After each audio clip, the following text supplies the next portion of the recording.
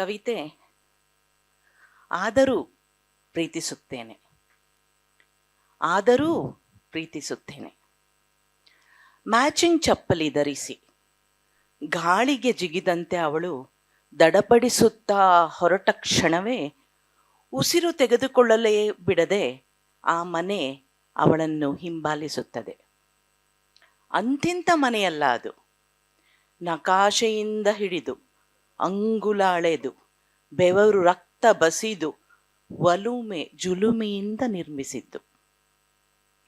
ಅದ್ಭುತ ಕಾಫಿ ಹಬೆಯೊಂದಿಗೆ ಬೆಚ್ಚಗಿನ ತೋಳಪ್ಪುಗೆಯ ನೆತ್ತಿ ಚುಂಬನದಿಂದ ಸ್ವಾಗತಿಸುವ ಮುದ್ದಿನ ಸೊಕ್ಕಿನ ಬೆಕ್ಕಿನಂತೆ ಮೈಗಂಟುವ ಚಾಳಿ ಮನೆಗಳದ್ದು.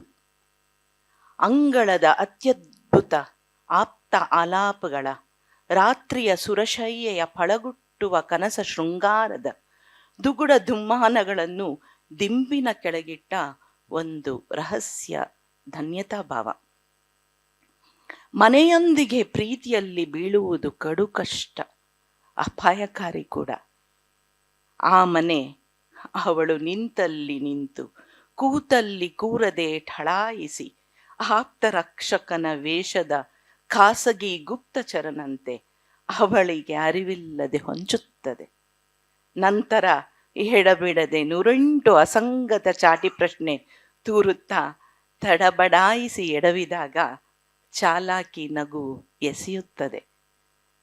ಟೇಬಲ್ ಮೇಲೆ ಕಳಾಹೀನ ಪೇಪರ್, ಫ್ರಿಡ್ಜ್ನಲ್ಲಿ ತಣ್ಣಗೆ ಕುದಿಯುವ ಪಾತ್ರೆ ಬಡಗ, ಕೊಂಕಿಯೇ ಇರುವ ಹೂಬಳ್ಳಿ, ಹೀಗೆ ಮನೆಗೆ ಸಂಬಂಧಿಸಿದ್ದಲ್ಲ ಇಲ್ಲ ಸಲ್ಲದ ಸಂಚು ಹೂಡಿ ನಿರಾಳತೆ ಕಸಿದು ನಡು ರಸ್ತೆಯಲ್ಲಿ ನಗ್ನ ನಿಲ್ಲಿಸಿ ವರ್ಲ್ಡ್ ಕಪ್ ಗೆದ್ದಂತೆ ಸಂಭ್ರಮಾಚರಣೆ ಮಾಡುತ್ತದೆ. ಹೀಗಾಗಿಯೇ ಮನೆಗೆ ಅತಿ ಸಲಿಗೆ ಕೊಡಬಾರದು. ಅದಕ್ಕೆ ಏನಾದರೂ ತಿಕ್ಕಲು ತಿರುಗಿದರೆ ಸೀರೆಗೆ ಸಿಗದ ಬ್ಲೌಸ್, ಸಕ್ಕರೆ ಬದಲಿಗೆ ಉಪ್ಪು, ಸೋಫಾದ ಕೆಳಗೆ ಬಾಚಣಿಗೆ, ಚಡ್ಡಿಯ ಬದಲು ಬಾಡಿ, ತಿರುಮಣೆಯ ಪಕ್ಕ ತಿರುಗಣೆ, ಒಂದೇ ಎರಡೇ. ಅತಿ ಪ್ರೀತಿ ಕೊಡಬಾರದು, ನಮ್ಮನ್ನು ನಾವು ಕೊಡಲೇಬಾರದು. ಕೊಟ್ಟವೆಂದರೆ ಕೆಟ್ಟವೆಂದೆ. ಸಿಟ್ಟು ನೆಟ್ಟಿಗೇರಿದರೆ ದಗದಗ ಹೊತ್ತಿಕೊಂಡು ಕಾಳ್ಗಿಚ್ಚು ಹಚ್ಚಿದ ಬೀದಿಯಲ್ಲಿ ಅಟ್ಟಾಡಿಸಿಕೊಂಡು ಎರ್ರಾಬರಿ ಓಡಿಸುತ್ತದೆ. ಎದೆಯಲ್ಲಿ ಜೋಪಾನ ಕಾಪಿಟ್ಟಿದ್ದ ಪ್ರೀತಿ, ಬೆರಗು, ಕರುಣೆ, ಕನಸು ಒಂದೂ ಬಿಡದೆ ಎಲ್ಲವನ್ನು ನಿರ್ದಯಿಯಾಗಿ ಕಣ್ಣೆದರೆ ಸುಟ್ಟು ಕರಕಲಾಗಿಸುತ್ತದೆ. ಯಾರನ್ನಾದರೂ ಗಾಢವಾಗಿ ಪ್ರೀತಿಸುವುದು